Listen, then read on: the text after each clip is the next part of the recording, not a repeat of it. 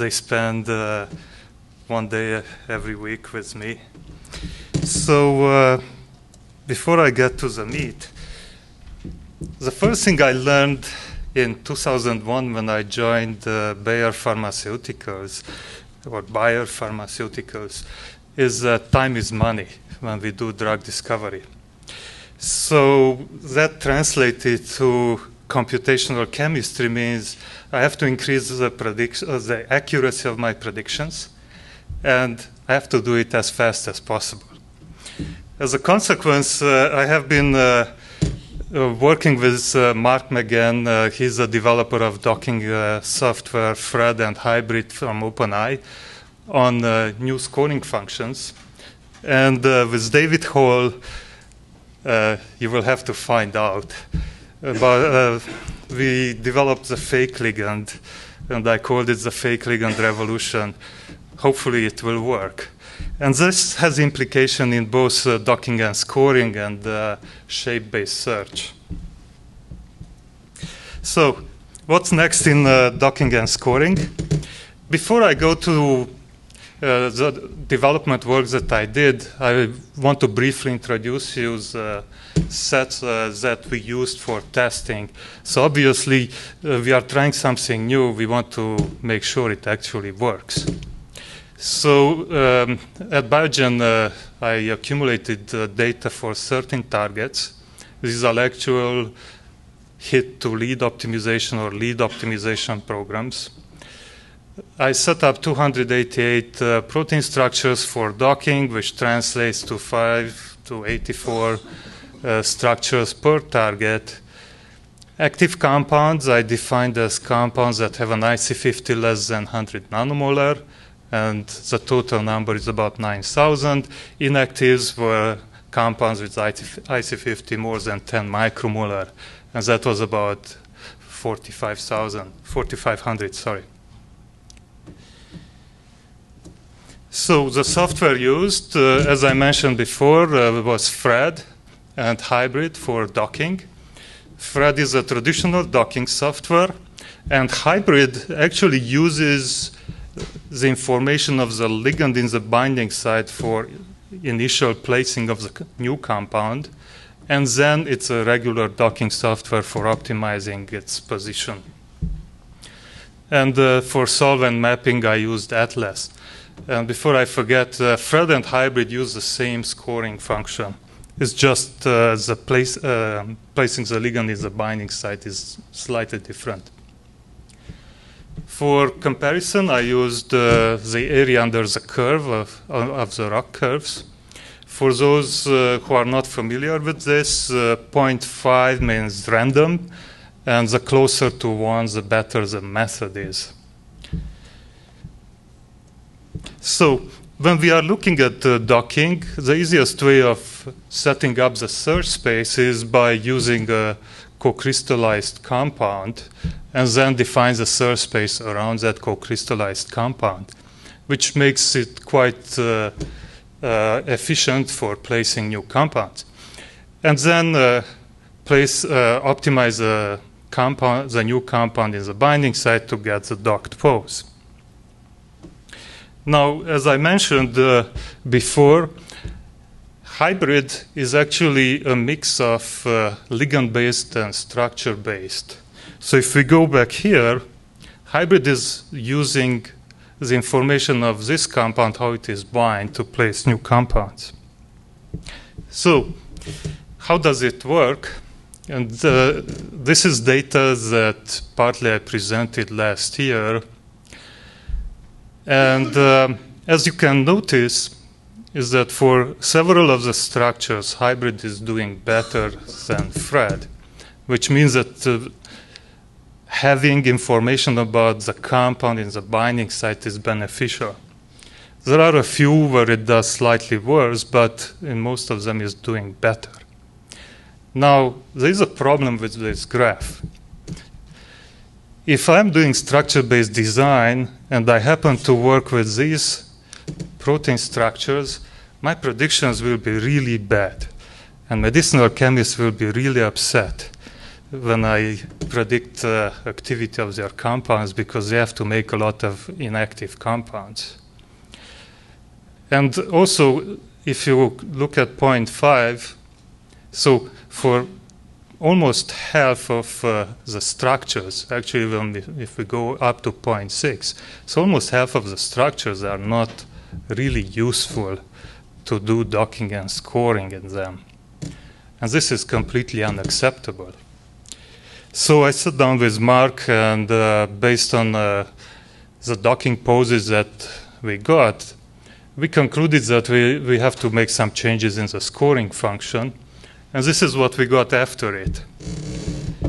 Preliminary data were available as early as January. So as you can notice, is a dramatic improvement compared to the previous graph. So most of the structures now are very suitable for distinguishing actives from inactives. There are still a few here that have issues, but it's a good start. Now, this is all nice, but it's only for one target. What does it, how this translates to the other 12? And as you can notice, for most of the structure, most of the targets, on average, the new scoring function does much better than the previous one, especially for target 8. You can see that the raw KUC changes from about 0.3 to more than 0.9.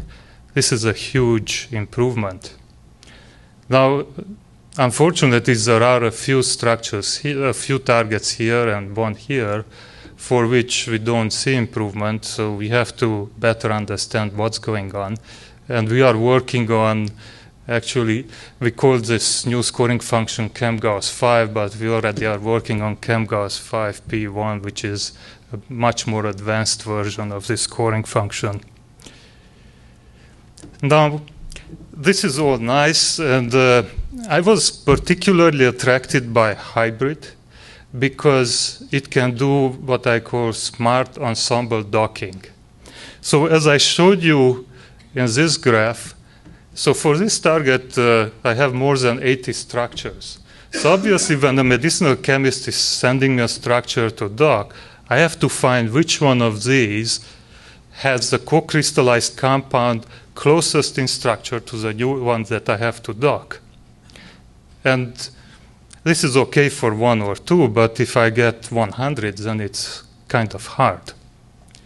Now, what hybrid can do is automatically select from those 80 which compound is closest in structure to the one I want to dock, and then use that protein structure for docking it, which is dramatic help to me.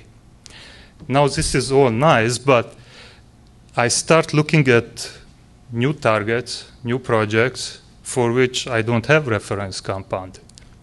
So I had to find a way of getting some information about the binding site without actually having a reference compound. And in order to do this, I started looking at solvent mapping technology developed at Boston University. And since this is an academic exercise, they never thought about making it suitable for drug discovery, so we had to go through several rounds of redesigning the software. What it does is that it floods the surface of the protein with, in the original version, 16 types of fragments. Then where the fragments congregate, those are considered hotspots. And based on X-ray studies, they showed that usually fragments congregate where inhibitors of the protein or substrate bind. So the question is, can I use this information like a negative template of the binding site and feed it into hybrid? And this is how hybrid works. So basically, I use a fragment cluster from before. I get this template, use it for placing the new compound, and then optimize it with the regular scoring function. And this is what I did. So this is for a kinase, and this is how a surrogate ligand looks. This is not the typo, this is not the fake ligand. You have to wait for that one. Now, the question is, okay, this all sounds great, but does it actually work? And this was depressing. It does much worse than X-ray. So it's a completely useless methodology. Now, those who don't know me, I'm extremely stubborn, and if the idea looks good, I want to try to figure out why it doesn't work. Maybe we can still make it work. So I sat down with Mark and David. How can we merge the two technologies to actually work together well? And we did two things. One that I showed before, improving the scoring function. And the other one was simplifying the picture. Because one problem we had with the surrogate ligand was the complication of it. So we came up with the fake ligand, which is a simplified version of it. And this is what we got. So now pretty much across the board, docking is working. And it actually does quite well across. So overall, we can use fake ligands to replace X-ray ligands. Now, since the time is up, I will quickly go to the last part of my talk. Since hybrid is using shape-based fitting first, or ROCks technology, I wanted to see if I can use the fake ligand to distinguish between actives and inactives using ROCks. Now, this is how it works. So you get a compound, it translates it into shape and features, and then matches new compounds to it and scores them using a combo Tanimoto score. This is the reason I was interested in ROCks. It's very fast. Now, there is a fast ROCks version that uses a graphics processor of computers. And this is a comparison for 5 million compounds, almost 200 million conformers. If I run it on a 12-core machine, I get it done in 12 hours. If I run it on my workstation, and this costs about $2,000, I get it done in 12 minutes. And if I run it on our GPU machine, I get it done in less than 2 minutes. So I can test lots of hypotheses very quickly. I can run a conformational search, have several queries, and run them through 5 million compounds in almost no time. Now, this is how it performs. So for most of the structures, actually it outperforms X-ray. Now, again, how can we translate this to the rest? And as you can see from here, it's not as nice across the board as for that target. So there is room for improvement, and we are working on it. So in conclusion, I hope I convince you there is a fake ligand revolution going on, at least at Biogen. And solvent mapping is a promising tool. Now, of course, we are working on further development of it, and I would like to thank again to Mark McGann and David Horst for their help and for your attention.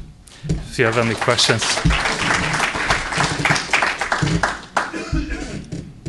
Thank you very much, Istvan. And I have to ask for forgiveness twice.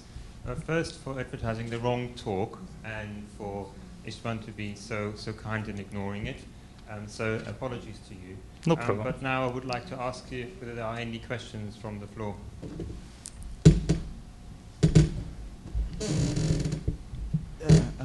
I appreciate the way you've presented it.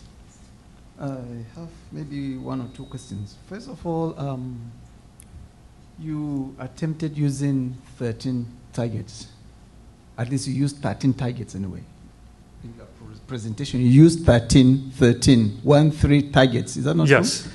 Are they having the same structures, Or 9 of them are kinases and 4 are not. very good. So if you did use the 13 when the structural presentations are different, then I feel a little bit weak in what you've said, because the structural presentations are different. Another one is what guided you in the choice of your fragments, the fragments that you use? What guided you in the choice of those fragments that you use? Yeah, so regarding the first question, I don't think that having a structural diversity is weak, because you want to have a structural diversity. So actually right now, as we are starting new projects, more challenging targets, I hope that soon I can double the number of targets and have much more structures. Because as you are moving to new targets, you want to have some confidence in your predictions, and there you need diversity. Now for the fragments, I was not involved in selecting the original 16 fragments. However, I selected a set of 19 fragments that we are using currently. Now for those, I was looking for fragments that are popular in drug discovery. So if I show a chemist that, let's say, a pyrazole binds preferentially in a certain region of the binding site, they say, okay, I might be able to link this fragment to the rest of the molecule to make a better compound, or replace whatever I have there with the pyrazole. So that was the strategy I used. Because in the end, I have to help medicinal chemists design better compounds.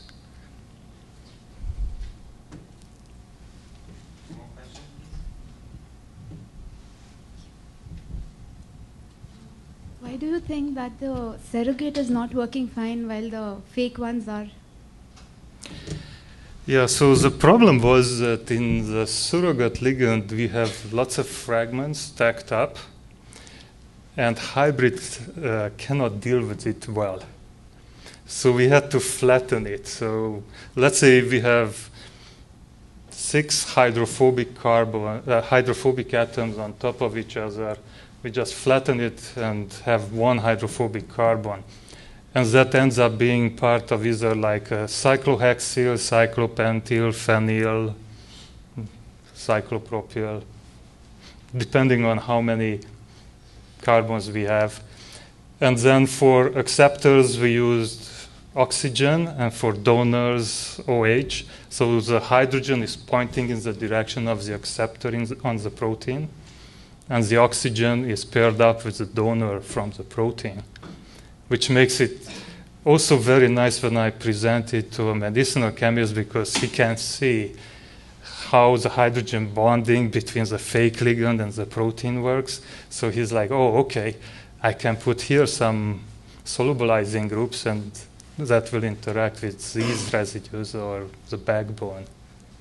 So it's actually nice visually to show it to a chemistry team. Thank you very much. Could you please thank Istvan again for a great talk. Thank you. Thank you.